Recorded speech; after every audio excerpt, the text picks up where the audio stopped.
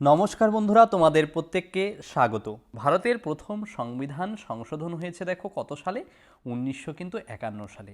সংবিধান রচিত হয়েছে 1950 সালে, 1950 সালের 26শে জানুয়ারি তারিখে। তার ঠিক পরের বছর দেখো 1951 সাল থেকে কিন্তু সংবিধান সংশোধন হতে থাকে। ঠিক আছে, তারপরে দেখো এই যে চতুর্থ সংবিধান সংশোধন হয়েছে কত সালে? 1955 সালে। দশমতম সংবিধান সংশোধন হয়েছে দেখো 1961 সালে। পর্তুগিজ শাসনমুক্ত হয়ে দাদরা নগর হাভেলি কেন্দ্রশাসিত অঞ্চলে পরিণত হয়েছে 1961 সালে। দেখো 12তম সংবিধান সংশোধন 1962 সালে হয়েছে। গোয়া, দমন, দিউ কেন্দ্রশাসিত অঞ্চলে কিন্তু পরিণত হয়েছে। তারপরে দেখো 13তম সংবিধান সংশোধন 1962 সালেই হয়েছে। নাগাল্যান্ড 16তম রাজ্যের মর্যাদা পেয়েছে। 371-এর নং ধারা অনুযায়ী কিন্তু নাগাল্যান্ড রাজ্য মর্যাদা পেয়েছে। তারপরে দেখো 15তম সংবিধান সংশোধন 1963 সালে হয়েছে। হাইকোর্টের বিচারপতিগণের কার্যকালের মেয়াদ তখন কিন্তু 60 বছর থেকে বাড়িয়ে 62 বছর কিন্তু করা হয়েছে। এই যে 21তম সংবিধান সংশোধন 1967 সালে, সেই সময় কিন্তু সিন্ধি ভাষা 8 শিডিউল যে রয়েছে সংবিধানে, সেখানে কিন্তু স্থান পেয়েছে। তারপরে দেখো 28তম সংবিধান সংশোধন 1972 সালে হয়েছে। তারপরে দেখো সংবিধানের 28তম সংশোধনী 1972 সালে হয়। 31তম সংবিধান সংশোধন 1973 সালে হয়েছে। লোকসভার আসন সংখ্যা নির্দিষ্ট করা হয়েছে, যে দেখো 525 থেকে বাড়িয়ে 545 কিন্তু করা হয়েছে। তবে দেখো 35তম সংশোধন 1974 সালে হয়েছে।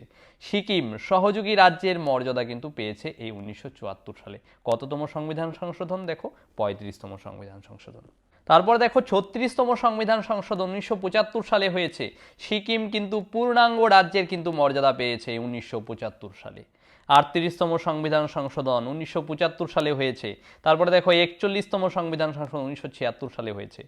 রাজ্য পিএসসি পাবলিক সার্ভিস কমিশন যে সদস্য পদের অবসর গ্রহণের কথা 60 থেকে 62 বছর কিন্তু করে হয়েছে। 42তম সংশোধন ইম্পর্টেন্ট, কিন্তু মিনি কনস্টিটিউশন বলা হয়ে থাকে। এই 42তম সংবিধান সংশোধন 1976 সালে কিন্তু হয়েছে। ভারতীয় সংবিধানে যে প্রস্তাবনা রয়েছে, সেখানে secular, socialist and integrity of the nation, এই যে শব্দগুলো, এগুলো কিন্তু তপশিলি কিন্তু যুক্ত হয়েছে, প্রস্তাবনায় কিন্তু যুক্ত হয়েছে। মৌলিক কর্তব্য 51-র নং ধারায় যুক্ত করা হয়েছে। বর্তমান ভারতে কিন্তু 11টি মৌলিক কর্তব্য রয়েছে। এই 11টি মৌলিক কর্তব্যের ধারণা, এটা কিন্তু 42তম সংবিধান সংশোধনী কিন্তু যুক্ত করা হয়েছে। যুগ্ম তালিকায় শিক্ষা স্থান পেয়েছে। যুগ্ম তালিকায়, কেন্দ্রীয় তালিকায় ছিল, সেটা যুগ্ম তালিকার অন্তর্ভুক্ত হয়েছে। নির্দেশমূলক নীতি যে রয়েছে, সেগুলোর গুরুত্ব বৃদ্ধি করা হয়েছে। এছাড়া দেখো লোকসভা বিধানসভার কার্যকালের যে মেয়াদ 5 বছর থেকে 6 বছর করা হয়েছে। রাষ্ট্রপতির মন্ত্রিসভার সুপারিশ মানতে হবে, এই কথাও কিন্তু বলা আছে। কেন্দ্রীয় সরকার আইন শৃঙ্খলা রক্ষার জন্য যে কোনো রাজ্যে সশস্ত্র বাহিনী পাঠাতে পারে। 44তম সংবিধান সংশোধনী কিন্তু এটি বাতিল করা হয়েছে। এই যে 42তম সংবিধান সংশোধন, যেটাকে কি বলা হয়? দেখো মিনি কনস্টিটিউশন কিন্তু বলা হয়। পরীক্ষায় আসে কিন্তু প্রশ্নটি। তারপরে দেখো 44তম সংবিধান সংশোধন 1978 সালে হয়েছে, যেখানে সম্পত্তির অধিকারকে, যেটা কিন্তু মৌলিক অধিকারের অন্তর্ভুক্ত ছিল, সেই মৌলিক অধিকার থেকে বাদ দিয়ে এটা কিন্তু একটা আইনগত অধিকারের মর্যাদা দেওয়া হয়েছে। কত নং ধারায়? দেখো 300-র নং ধারায়। প্রিভেন্টিভ ডিটেনশন অ্যাক্ট অনুযায়ী আটক রাখার সময়সীমা 3 মাস থেকে কমিয়ে 2 মাস করা হয়েছে। তারপরে দেখো লোকসভা ও বিধানসভার কার্যকালের মেয়াদ, যেটা কিনা 42তম সংবিধান সংশোধনে 5 বছর থেকে 6 বছর করা হয়েছিল, আবার ঠিক পরবর্তী সংবিধান সংশোধনে দেখো 44তম সংবিধান সংশোধনে এটাকে আবার পুনরায় কিন্তু 5 বছরের কার্যকাল করা হয়েছে। বর্তমানেও কিন্তু 5 বছর এর কার্যকাল কিন্তু রয়েছে। এছাড়াও দেখো ক্যাবিনেটের লিখিত অনুমতি ব্যতীত জাতীয় জরুরি অবস্থা ঘোষণা করা যাবে না, এই নির্দেশিকাও কিন্তু এই সংবিধান সংশোধনীতে করা হয়েছে। 52তম সংবিধান সংশোধন দেখো 1985 সালে হয়েছে। দল ত্যাগ বিরোধী আইন 10th শিডিউলে যুক্ত হয়েছে কিন্তু। তারপরে দেখো 53তম সংবিধান সংশোধন 1986 সালে হয়েছে। মিজোরাম রাজ্য, যেটা কিন্তু 23তম রাজ্যের মর্যাদা পেয়েছে। তারপরে দেখো 55তম সংবিধান সংশোধন 1986 সালে হয়েছে। অরুণাচল প্রদেশ 24তম রাজ্যের কিন্তু মর্যাদা পেয়েছে। 56তম সংবিধান সংশোধন 1987 সাল, গোয়া কিন্তু পূর্ণাঙ্গ রাজ্যের মর্যাদা পেয়েছিল। তারপরে দেখো 58তম সংবিধান সংশোধন 1987 সাল, সংবিধানে হিন্দি সংস্করণও কিন্তু করা হয়েছে। তারপরে 59তম সংবিধান সংশোধনী, যেটা কিন্তু 1988 সালে হয়েছে। অভ্যন্তরীণ গোলযোগের কারণে ভারতের অখণ্ডতা হুমকির মুখে পড়ে পাঞ্জাবে কিন্তু জরুরি অবস্থা জারি করার উদ্দেশ্য কিন্তু ছিল এই। পরে দেখো 61তম সংবিধান সংশোধন 1989 সালে হয়েছে। ভারতের প্রত্যেক নাগরিকের ভোটাধিকারের বয়স 18 বছরের ঊর্ধ্বে, ভোটাধিকারের বয়স 21 ছিল সর্বপ্রথম, সেটাকে কমিয়ে কিন্তু 18 বছর করা হয়েছে, বর্তমানেও তা কিন্তু প্রযোজ্য রয়েছে। তারপরে দেখো 62তম সংবিধান সংশোধন 1989 সালে হয়েছিল। এসসি এসটি সংরক্ষণ তালিকা, এসসি এসটিদের সংরক্ষণের মেয়াদ কিন্তু বাড়ানো হয়েছে এবং সংসদ ও রাজ্য বিধানসভার পরবর্তী 10 বছরের জন্য ইঙ্গ ভারতীয়দের সদস্য হিসেবে মনোনীত করাও কিন্তু কথা বলা হয়েছে। এছাড়া দেখো 63তম সংবিধান সংশোধন 1990 সালে হয়েছিল। এই ধারা অনুযায়ী পাঞ্জাবে জরুরি অবস্থা জারি করা কিন্তু হয়েছে। তারপর দেখো 66তম সংবিধান সংশোধন 1990 সালে হয়েছিল, যেখানে ভূমি সংস্কার আইন কঠোর ও কার্যকরী করা কিন্তু হয়েছে। তারপরে 69তম সংবিধান সংশোধন 1991 সালে হয়েছিল।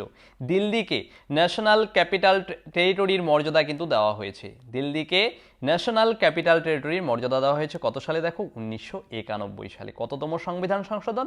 69তম সংবিধান সংশোধন। তারপরে দেখো 71তম সংবিধান সংশোধন 1992 সালে হয়েছে, যেখানে মণিপুরি, কোঙ্কনি, নেপালি ভাষা 8 শিডিউলে কিন্তু স্থান পেয়েছে এবং জাতীয় ভাষার স্বীকৃতিও কিন্তু পেয়েছে এই ভাষাগুলি। তারপরে দেখো 72তম সংবিধান সংশোধন কত সালে হয়েছে? 1992 সালে। ত্রিপুরা বিধানসভায় এসটিদের আসন সংরক্ষণও কিন্তু করা হয়েছে। তারপরে 86তম সংবিধান সংশোধন 2002 সালে হয়েছে, যেখানে কিন্তু দেখো একটি উল্লেখযোগ্য কি হয়েছে, 6 থেকে 14 বছর বয়সী শিশুদের অবৈতনিক ও আবশ্যিক শিক্ষা দেওয়ার কথা বলা হয়েছে। মৌলিক অধিকারেরও কিন্তু এটি স্বীকৃতি পেয়েছে। কত বছর দেখো? 6 থেকে 14 বছর যে কোনো শিশু শিক্ষাদানের অধিকার পাবে, বেতন ছাড়া, অর্থাৎ সরকারি বিদ্যালয়ে কিন্তু সুযোগ পাবে। তপশিলি জাতি এবং উপজাতিদের জন্য পৃথক জাতীয় কমিশনের কথা কিন্তু বলা হয়েছে। 92তম সংবিধান সংশোধন দেখো 2003 সালে হয়েছে। সংবিধানের 8 তপশিলে 4টি নতুন ভাষা কিন্তু নতুন করে স্থান পেয়েছে। এই ভাষাগুলো কি কি দেখো? সাঁওতালি, মৈথিলি, জম্মু ও কাশ্মীরের ডোগরি আর আসামের হচ্ছে বোড়ো। ভারতের যে ভাষা রয়েছে, হ্যাঁ, 22টি ভাষা বর্তমানে রয়েছে সংবিধান স্বীকৃত, তার মধ্যে নতুন করে সংযোজিত হয়েছে 2003 সালে 92তম সংবিধান সংশোধনে 4টি ভাষা। কি কি ভাষাগুলো?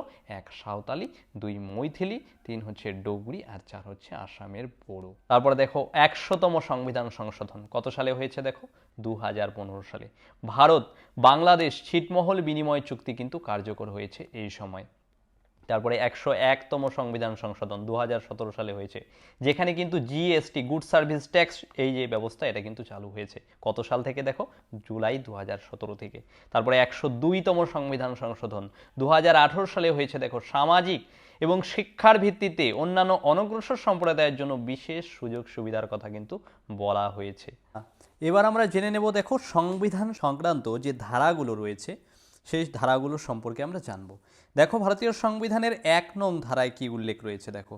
ভারতীয় সংবিধানের 1 নং ধারায় কিন্তু উল্লেখ আছে যে ভারত তার যে রাজ্যগুলো রয়েছে, হ্যাঁ, ভারতের বিভিন্ন যে অঙ্গরাজ্য রয়েছে সেই রাজ্যগুলোর নাম সংক্রান্ত তথ্য কিন্তু রয়েছে 1 নং ধারা। তারপরে দেখো 2 নং ধারায় রয়েছে কি রাজ্য গঠন এবং পুনর্গঠন সংক্রান্ত বিষয়াবলী। তারপর 3 নং ধারায় দেখো কি রয়েছে, নতুন কোনো রাজ্য গঠন হবে কিনা এবং তার সীমানা কি নির্ধারণ করা হবে সেই সমস্ত কিছু কিন্তু রয়েছে। তারপরে 4 নং ধারায় দেখো বলছে 2 এবং 3 নং ধারার অন্তর্গত কোনো বিলকে সংবিধান সংশোধনী বিল হিসেবে গণ্য করা হবে না, যেটা কিন্তু 4 নং ধারায় উল্লেখ রয়েছে। তারপরে দেখো গুরুত্বপূর্ণ 5 থেকে 11 নং ধারা। এই ধারায় কি রয়েছে, ভারতীয় নাগরিকদের যারা নাগরিক তারা কি করে নাগরিকত্ব পাবে, অর্থাৎ নাগরিকত্ব সম্পর্কে কিন্তু বলা হয়েছে। দেখো 5 নং ধারায় বিশেষ করে সংবিধান প্রবর্তনের সময়কালীনের নাগরিকতা। 9 নং ধারায় রয়েছে যা স্বেচ্ছায় বিদেশি রাষ্ট্রের নাগরিকত্ব গ্রহণ করেছেন তারা ভারতের নাগরিক বলে গণ্য হবেন না, এই বিষয়টি। 11 নং ধারায় যেমন নাগরিকতার নিয়মকানুন সম্পর্কে সকল ক্ষমতা পার্লামেন্টকে দেওয়া হয়েছে। 12 থেকে তারপরে দেখো 12 থেকে 35 নং ধারা, এখানে কিন্তু ভারতীয়দের যে মৌলিক অধিকার, এই মৌলিক অধিকার সম্পর্কিত কিন্তু আলোচিত রয়েছে। যেমন দেখো এই যে ফান্ডামেন্টাল রাইটসগুলো রয়েছে, হ্যাঁ। 12 নং ধারায় হচ্ছে মৌলিক অধিকারের সংজ্ঞা রয়েছে। 14 থেকে 18 নং ধারায় দেখো সাম্যের অধিকার অর্থাৎ রাইট টু ইকুয়ালিটি বিষয়ে রয়েছে। 14 নং ধারায় আইনের দৃষ্টিতে সাম্য অর্থাৎ সমতা, আইনের যে সমান সংরক্ষণের কথা বলা হয়েছে। 15 নং ধারায় দেখো ধর্ম, জাতি, বর্ণ, লিঙ্গ, জন্মস্থানের ভিত্তিতে যে সমতা অর্থাৎ সামাজিক যে মর্যাদা সেটা প্রতিষ্ঠার কথা বলা হয়েছে। তবে দেখো 16 নং ধারায় সরকারি চাকুরিতে যে সমান অধিকারের কথা সেটা উল্লেখ রয়েছে। হ্যাঁ, 16 নং ধারায় যে কোনো চাকরি বা অফিস প্রযোজ্য, যে শব্দটি সেটা শুধুমাত্র সরকারি চাকরির ক্ষেত্রে প্রযোজ্য হবে, এই যে বিষয়টা রয়েছে। 17 নং ধারায়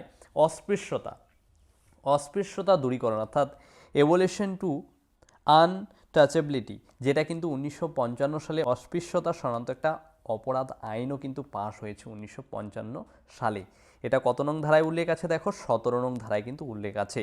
এই যে আইনটা প্রবর্তিত হয়েছে, এই আইনটা বর্তমানে কি নামে পরিচিত দেখো, মনে রাখবে, protection of civil rights act 1955। তারপর দেখো 18 নং ধারায় কি উল্লেখ আছে, কোনো খেতাবি বা পদবি গ্রহণ করা যাবে না। হ্যাঁ, যেটা হচ্ছে অ্যাবলিউশন অফ টাইটেল, যেটা ভারতীয় নাগরিকদের কথা বলা হয়েছে। তারপরে 1954 সাল থেকে প্রদত্ত ভারতরত্ন, পদ্মশ্রী, পদ্মভূষণ কোনো উপাধি এগুলো কিন্তু নয়, এগুলো হচ্ছে সম্মানজনক পুরস্কার। হ্যাঁ, যেগুলো শুধুমাত্র সামরিক বিদ্যা বিষয়ক বিভিন্ন খেতাব যারা অর্জন করে তাদের ক্ষেত্রেই কিন্তু এগুলো দেওয়া হবে। কোনো ব্যক্তি কিন্তু নিজে এই পুরস্কার পাওয়ার অধিকারী থাকবে না, তার মধ্যে যোগ্যতা থাকলে, সরকার দ্বারা বিবেচিত হলে তবে সেই পুরস্কার কিন্তু পাবে, এটা উল্লেখ রয়েছে। তারপরে দেখো 19 থেকে 22 নং ধারায় কি বলা হয়েছে, স্বাধীনতার অধিকার, ভারতীয় নাগরিকদের যে স্বাধীনতা অর্থাৎ রাইট টু ফ্রিডম, এটার কিন্তু উল্লেখ রয়েছে। এই যে 19 নং ধারায় 6টি মৌলিক অধিকারের কথা বলা আছে, যেখানে কিন্তু দেখো 19 নং ধারায় কি বলা আছে দেখো, বাক এবং মতামত প্রকাশ যেটা স্বাধীনভাবে কোনো নাগরিক করতে পারবে তার অধিকার। 19 খ নম্বরে বলা হয়েছে স্বাধীনভাবে সমবেত হওয়ার অধিকার। তারপর 19 গ নম্বরে সভা সমিতি গঠনের অধিকার, স্বাধীনভাবে চলাফেরা করার অধিকার 19 ঘ নম্বরে রয়েছে। নম্বরে দেখো স্বাধীনভাবে বসবাস করার অধিকার, সম্পত্তির অধিকার, যেটা কিন্তু সাংবিধানিক অধিকার ছিল, মৌলিক অধিকার, যেটা কিন্তু আবার 44তম সংবিধান সংশোধনীতে 1978 সালে মৌলিক অধিকার থেকে বাদ গিয়ে একটা আইনগত অধিকার বা লিগ্যাল রাইট হিসেবে কিন্তু স্বীকৃতি পেয়েছে। মনে রাখবে, ইম্পর্টেন্ট কিন্তু তথ্যটা আসতে পারে। তারপরে দেখো 20 নং ধারায় যে সময়ে অপরাধ ঘটেছে সেই সময়কার প্রচলিত কোনো নিয়ম অনুযায়ী ব্যবস্থা নিতে হবে, অর্থাৎ প্রচলিত আইন ভঙ্গের অপরাধে প্রচলিত আইন অনুযায়ী শাস্তি প্রদানের কথা কিন্তু বলা আছে। একই অপরাধের জন্য একাধিকবার শাস্তি দেওয়া যাবে না, তবে কোনো অভিযুক্তকে আর কি অফিস এবং আদালত পৃথকভাবে শাস্তি দিতে কিন্তু পারে, কিন্তু একই ব্যক্তিকে একাধিকবার শাস্তি দেওয়া কিন্তু যাবে না একই অপরাধের জন্য, এটা কিন্তু উল্লেখ রয়েছে। 21 নং ধারায় বলা আছে আইন নির্দিষ্ট পদ্ধতি ছাড়া কাউকে তার জীবন বা ব্যক্তিগত অধিকার থেকে বঞ্চিত করা যাবে না। আইনি অধিকার থেকে কোনো ব্যক্তিকে বা তার ব্যক্তির জীবন যে রয়েছে সেটাকে কিন্তু বঞ্চিত করা যাবে না, প্রত্যেককে আইনের ক্ষেত্রে সমান অধিকার পেয়ে থাকবে। এবং দেখো আর্টিকেল 21 নং ধারায় যেটা কি রয়েছে, 6 থেকে 14 বছর বয়সী শিশুদের যে অবৈতনিক শিক্ষার ব্যবস্থা করা হবে, সরকার করে দিবে, সেটা 86তম সংবিধান সংশোধনের মাধ্যমে 2002 সালে কিন্তু আবার সংযোজিত হয়েছে এবং মৌলিক অধিকারের কিন্তু অন্তর্ভুক্ত হয়েছে। কোন ধারা বলে দেখো, 21 নং ধারা বলে। এই যে জাতীয় জরুরি অবস্থা রয়েছে, জাতীয় জরুরি অবস্থা তার মধ্যে একটি। হ্যাঁ, এই যে জাতীয় জরুরি অবস্থা, এই চলাকালীন কোনো রাষ্ট্র মনে করলে 19 নং ধারায় উল্লেখিত অধিকার সংকুচিত করতে পারে, কিন্তু এটা কিন্তু রাষ্ট্রের সাংবিধানিকভাবে অধিকারের কিন্তু রয়েছে, কিন্তু কোনো অবস্থাতেই 20 এবং 21 নং ধারা কিন্তু বাতিল করা যাবে না। তারপরে দেখো ন্যাশনাল গ্রিন ট্রাইব্যুনাল অ্যাক্ট, যেটা 2010 সালে সুস্থ পরিবেশ অধিকারের সঙ্গে সঙ্গতি রেখে প্রণীত হয়েছিল, যা 21 ধারার অধীনে অধিকারের অংশ হিসেবে কিন্তু বিবেচিত হয়েছিল। ভারতীয় সংবিধানের 21 অনুচ্ছেদে একজন পছন্দের ব্যক্তিকে বিয়ে করার অধিকার রক্ষা করার কথা বলা হয়েছে, 21 নং অনুচ্ছেদে কিন্তু এটা উল্লেখ রয়েছে। তারপরে দেখো 22 নং ধারায় কোনো ব্যক্তিকে গ্রেপ্তার করা হলে সত্ত্বর তাকে গ্রেপ্তারের কারণ জানাতে হবে। আটক ব্যক্তিকে তার পছন্দ মতো আইনজীবীর সাথে পরামর্শ করার অধিকার রয়েছে, আত্মপক্ষ সমর্থনের সুযোগ দিতে হবে। ধৃত ব্যক্তিকে গ্রেপ্তারের 24 ঘন্টার মধ্যে নিকটতম ম্যাজিস্ট্রেটের কাছে হাজির করতে হবে এবং ম্যাজিস্ট্রেটের অনুমতি ছাড়া ওই সময়ে বেশি তাকে আটক করে রাখা যাবে না, যেটা আইনগত অধিকারের উল্লেখ রয়েছে। তবে শত্রুভাবাপন্ন বিদেশি বা নিবর্তনমূলক আটক আইনে আটক ব্যক্তির ক্ষেত্রে উপরিক্ত অধিকারগুলি প্রযোজ্য করা হবে না, এগুলো উল্লেখ রয়েছে। তারপরে দেখো 23 থেকে 24 নং ধারা, যেখানে কিন্তু রয়েছে মৌলিক অধিকারের কোন বিষয়টি দেখো, শোষণের বিরুদ্ধে অধিকার, এই বিষয়টি কিন্তু রয়েছে। 23 নং ধারায় দেখো কি বলা আছে, বল প্রয়োগের দ্বারা পরিশ্রম করানো, মানুষ ক্রয় বিক্রয়, বেকার খাটানো বিশেষ দণ্ডনীয় অপরাধ কিন্তু বলে বিবেচিত হবে, অর্থাৎ নাগরিকের উপর শোষণ কোনোভাবে কিন্তু করা যাবে না, যেটা পুরোপুরি কিন্তু নিষিদ্ধ। তারপর দেখো 24 নং ধারায় কি বলা হচ্ছে, 14 বছরের কম বয়সী শিশুদের শ্রমিক হিসাবে বা ঝুঁকিপূর্ণ কাজে কিন্তু নিয়োগ করা যাবে না, বিশেষ করে খনি বা শিল্প কলকারখানার কাজে কিন্তু নিয়োগ করা যাবে না। তারপরে 25 থেকে 28 নং ধারায় ধর্মীয় স্বাধীনতার অধিকারের উল্লেখ রয়েছে সংবিধান স্বীকৃত মৌলিক অধিকারের বিষয় হিসেবে। 25 নং ধারায় দেখো, পেশা বা জীবিকা গ্রহণের ক্ষেত্রে ধর্ম বাধা হয়ে দাঁড়াবে না। এই ধারা বলে সকল ব্যক্তি সমানভাবে বিবেকের স্বাধীনতা অনুসারে ধর্মমত গ্রহণ, ধর্মাচরণ ও ধর্ম প্রচারের স্বাধীনতা কিন্তু ভোগ করবে। তারপরে অনুচ্ছেদ 25-এ কী রয়েছে দেখো, ধর্মের স্বাধীনতায় নিশ্চয়তা দেয়, জনশৃঙ্খলা, নৈতিকতা, স্বাস্থ্য ও অন্যান্য মৌলিক অধিকারের সাপেক্ষে বিষয়গুলো কিন্তু বিবেচিত হবে। 26 নং ধারায় দেখো কি বলা আছে, ধর্মীয় অনুষ্ঠান পালনের স্বাধীনতা, অর্থাৎ ধর্মীয় প্রতিষ্ঠান বা ট্রাস্ট গঠন করা যাবে, দেবোত্তর বা পরোত্তর সম্পত্তি অর্জন বা ভোগ দখল করা যাবে, ধর্মীয় উদ্দেশ্যে কিন্তু করা যেতে পারে। 27 নং ধারায় দেখো, ধর্মীয় ক্ষেত্রে জোর করে কর বা চাঁদা আরোপ করা কিন্তু যাবে না, এটা উল্লেখ রয়েছে। 28 নং ধারায় কি বলা আছে, কিছু কিছু শিক্ষা প্রতিষ্ঠানে ধর্মীয় অনুষ্ঠান পালনের অধিকার দেওয়া হয়েছে, বিশেষ করে যে মক্তব, মাদ্রাসা, এই যে শিক্ষা প্রতিষ্ঠানগুলো রয়েছে সেখানে কিন্তু তারা অধিকার পেয়ে থাকবে। তারপরে দেখো 29 থেকে 30 নং ধারায় যে সংস্কৃতি এবং শিক্ষাগত অধিকার যেটা কিন্তু রয়েছে। 31 নং ধারায় যে সম্পত্তির অধিকার যেটা সংযোজিত ছিল, কিন্তু 44তম সংবিধান সংশোধনীতে এটি কিন্তু বাদ দেওয়া হয়েছে। সম্পত্তির অধিকার যেটা মৌলিক অধিকারের বিষয় ছিল, যেটি কিন্তু বর্তমানে 300 নং ধারায় আইনগত অধিকার হিসাবে কিন্তু অন্তর্ভুক্ত করা হয়েছে। তারপরে দেখো 32 নং ধারায় কি বলা হয়েছে দেখো, কোনো রকম বঞ্চনার ক্ষেত্রে সুপ্রিম কোর্টে দ্বারস্থ হওয়ার অধিকার। কোনো রকম বঞ্চনা, কোনো ব্যক্তি যদি বঞ্চিত হয়ে থাকে, বঞ্চনার শিকার হয়ে থাকে, তাহলে সে সুপ্রিম কোর্টে গিয়ে সেই বঞ্চনার প্রতিবাদ করতে পারে বা আইন বলে। তারপরে দেখো এটিকেই কি বলা হয়, এই যে 32 নং ধারা, এটাকেই কিন্তু বলা হয়ে থাকে সংবিধানের heart and soul. B.R. Ambedkar, সংবিধানের যে প্রণেতা, তিনি কিন্তু এই কথাটি বলেছেন। দেখো সংবিধানের 33 নং ধারায় কি বলা হয়েছে, কোনো বাহিনী তার নির্দিষ্ট অধিকার সংবিধান সংশোধনের পার্লামেন্টকে দেওয়া হয়েছে। কোনো বাহিনী তার নির্দিষ্ট অধিকার পাবে, সেটা সংবিধানের পার্লামেন্ট যে রয়েছে সেখানে কিন্তু দেওয়া হয়েছে সাংবিধানিক অধিকার হিসাবে।